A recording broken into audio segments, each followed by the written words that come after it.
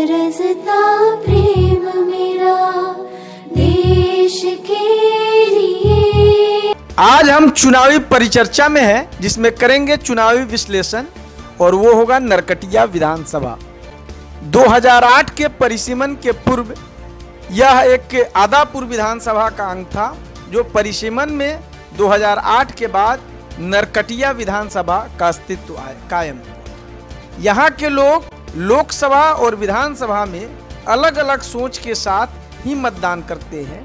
इस कारण हम जो चुनावी विश्लेषण कर रहे हैं वो विधानसभा का कर रहे हैं। 2025 में यानी 2025 में जो SIR रिपोर्ट है, उससे पहले जो यहाँ नरकटिया विधानसभा में कुल मतदाताओं की संख्या 3,17,341, जबकि SIR रिपोर्ट के बाद अब मतदाताओं की संख्या 2,94,302 है।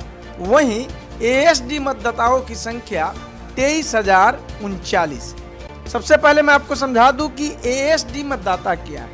ये वैसे मतदाता हैं जिन्होंने 10 या 15 साल से लगातार मतदान प्रक्रिया में भाग नहीं लिया है, अर्थात इन्होंने कहीं मतदान नहीं किया है, जिसके लिए ये अलग सूची बना दी गई है ASD के द्वारा।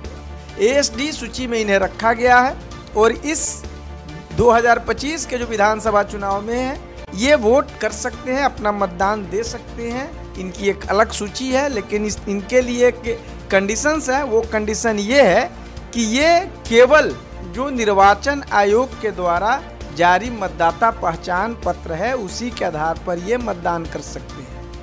ये किसी BLO के द्वारा दी गई पर्ची या पहचान पत्र के रूप में किसी अन्य जैसे ड्राइविंग लाइसेंस या आधार कार्ड या अन्य को सहारा बनाकर ये मतदान नहीं कर सकते। इन्हें मतदान करने के लिए सिर्फ निर्वाचन आयोग द्वारा जो जारी किया गया है मतदाता पहचान पत्र, उसी के द्वारा किया जाता है। यह जो विधानसभा है, इसमें सबसे बहुल्य है, जो अगर जातीय समीकरण की बात करें तो जातीय समीकरण में सबसे ये मुस्लिम बहुल्य क्षेत्र है, जहां मुस्लिम मतदाताओं की संख्या करीबन 26.80 है। वहीं दूसरे नंबर पर यादव मतदाताओं की संख्या, यादव के बाद में पासवान है संख्या के आधार पर, उसके बाद वैश्य है, अति पिछड़ा है। यहाँ जो है अति पिछड़ा और सवर्ण जाति का भी एक खासा महत्व है। इसके अलावे अनुसूचित जाति और जनजाति का जो परसेंटेज वोट है वो है 9.5 यानी 9.5%। अब इस चुनावी विश्लेषण में जैसा बताया गया है कि 2008 के परिसीमन के बाद नरकटिया विधानसभा अस्तित्व में आया। उसके बाद जो 2010 का विधानसभा चुनाव हुआ, जिसमें इस नरकटिया विधानसभा के पहले विधायक बने श्याम बिहारी प्रसाद, जो JDU से थे। तो वर्ष 2010 में कुल मतदाताओं की संख्या 2,04,398 और 2010 में मतदान जो हुआ वो उनका प्रतिशत है 58.25%, अर्थात कुल 1,19,067 वोटरों ने अपने अधिकार का प्रयोग किया।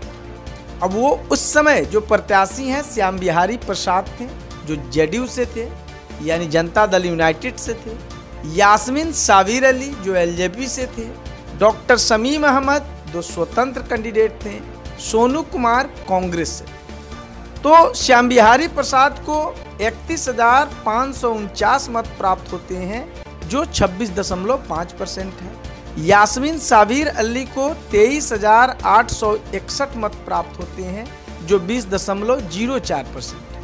डॉक्टर शमीम अहमद को 14,217 मत प्राप्त होते हैं, जो 11.94%। सोनू कुमार को 13,813 मत प्राप्त होते हैं, जो 11.60% है। और इस समय जो 2010 है, 2010 के चुनाव में जो है LJP यानी जो लोजपा है, वो लोजपा और राजद एक साथ हैं। वहीं आपके BJP, JDU एवं अन्य एक साथ हैं। और यहाँ कांग्रेस भी 2010 में कांग्रेस महागठबंधन के रूप में नहीं थी, मतलब कांग्रेस अलग लड़ रही थी और LJP के कैंडिडेट्स यास्मीन साबिर अली हैं और उन्हें सपोर्ट कर रहे हैं राजद। हालांकि उसी बीच डॉक्टर शमीम अहमद एक मुस्लिम समुदाय से खड़ा होते हैं स्वतंत्र कैंडिडेट के रूप में और उन्हें प्राप्त होता है 14,217 मत। और इस तरीके से जीतने वाले प्रत्याशी श्याम बिहारी प्रसाद को 26.5% वोट मिलता है और लोजपा को 20.04% और शमीम अहमद 11.94%, सोनू कुमार जो कांग्रेस से है, मतलब एक कांग्रेस को 11.60 अलग प्राप्त होता है। जो निर्दलीय प्रत्याशी है लेकिन मुस्लिम समुदाय से हैं उन्हें 11.94% प्राप्त होता है और लोजपा जिन्हें राजद सपोर्ट कर रही है उन्हें 20.04% प्राप्त होता है। अब वर्ष 2015 की बात करें तो वर्ष 2015 में कुल मतदाताओं की संख्या है 2,56,915, जिसमें 1,63,514 मतदाताओं ने अपने मताधिकार का प्रयोग किया, अर्थात यह मतदान का प्रतिशत है 63.65%, जिसमें डॉक्टर शमीम अहमद को 45.96% वोट मिलता है जो है 75,118 और वो आरजेडी से हैं यानी महागठबंधन से हैं, जिसमें आरजेडी के साथ साथ जेडीयू भी है। यानी उस समय 2015 में आरजेडी के साथ जेडीयू भी है और आरजेडी है, कांग्रेस है, ये सभी लोग एक साथ महागठबंधन में हैं। इनको प्राप्त होता है 45.96% जो 75,118 है। और आरएलएसपी से है यानी रालोसपा से है संत सिंह कुशवाहा, जिन्हें प्राप्त होता है 33.73%, 55,136 में।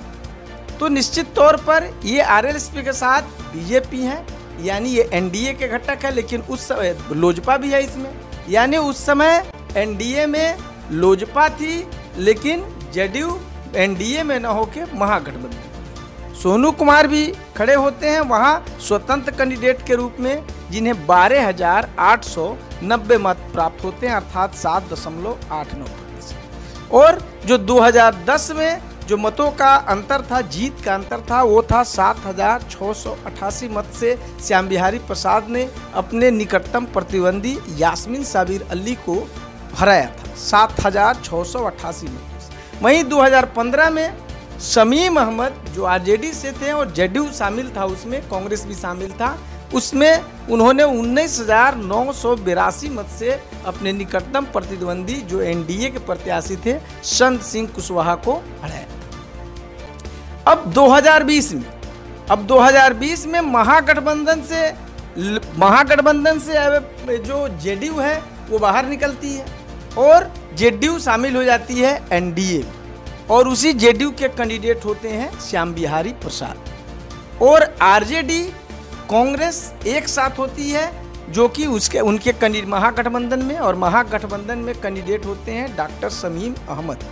वहीं लोजपा अलग चुनाव लड़ रही है, यानी न वो महागठबंधन में है और ना ही वो एनडीए में, लोजपा अलग लड़ रही है जिसके कैंडिडेट हैं सोनू कुमार।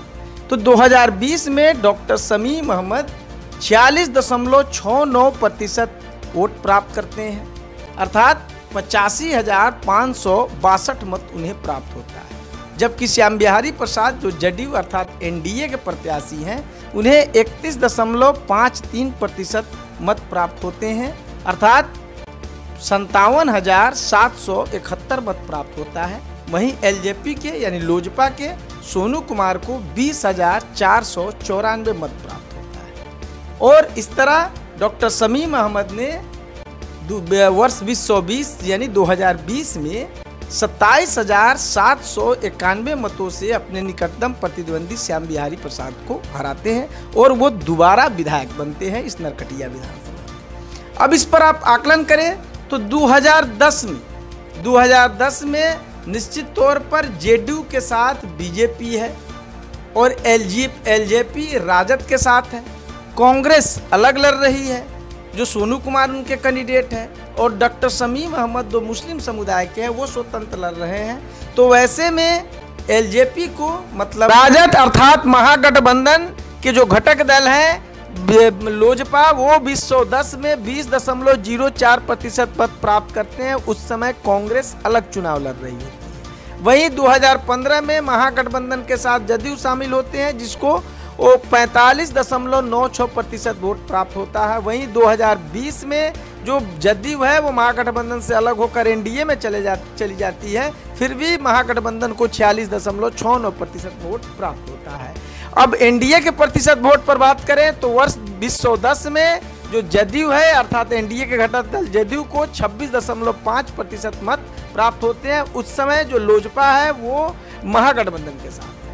अब 2015 में जो उसके घटक दल है, एनडीए के घटक दल रालोसपा है, उसे 33.73% वोट प्राप्त होती है। उस समय जदयू जो है महागठबंधन में है अर्थात एनडीए में शामिल नहीं होती है। वहीं 2020 में जो जदयू है अर्थात जो एनडीए का घटक दल है, यानी उस समय जदयू अब महागठबंधन से हटकर अब एनडीए में शामिल होती है और उनके द्वारा 31.53% मत प्राप्त किया जाता है। और लोजपा अलग चुनाव लड़ती है, जिसमें लोजपा को 11.2% वोट प्राप्त होता है।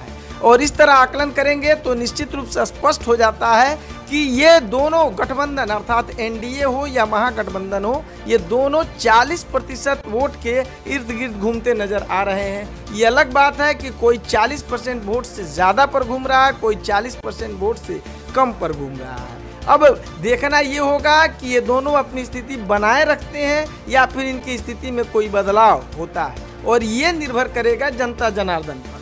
अब देखना है 2025 का चुनाव। तो 2025 के चुनाव में जो ईवीएम का क्रम है उसके पहले क्रमांक पर है विशाल कुमार, जो एनडीए के घटक दल जदयू के प्रत्याशी हैं, और दूसरे नंबर पर है जो महागठबंधन के घटक दल राजद के प्रत्याशी डॉक्टर शमीम अहमद है, और तीसरे नंबर पर है जो जन सुराज के प्रत्याशी है लाल बाबू प्रसाद। यहाँ विशाल कुमार और लाल बाबू प्रसाद दोनों ये चुनावी जो दंगल है, चुनावी जो बिगुल बजा है, उसमें पहली बार अपने किस्मत का आजमाइश कर रहे हैं, यानी पहली बार चुनावी मैदान में खड़े हैं। वहीं डॉक्टर शमीम अहमद 2 बार विधायक बन चुके हैं और ये चौथी बार इस चुनावी मैदान में खड़े हैं। अब ये देखना होगा कि स्थिति क्या बनती है। हालांकि जो मैंने आपको आकलन दिया उस आकलन के आधार पर आप भी अगर इसका अवलोकन करेंगे तो एक निष्कर्ष पर जरूर पहुंच जाएंगे। फिलहाल मैं आपको ये भी बता दूं कि ये जो नरकटिया विधानसभा है इसके अंतर्गत बनकटवा, छावड़ादानो और बंजरिया प्रखंड को शामिल किया गया, अर्थात इन तीनों प्रखंड को मिलाकर ही नरकटिया विधानसभा का अस्तित्व में लाया गया है। धन्यवाद।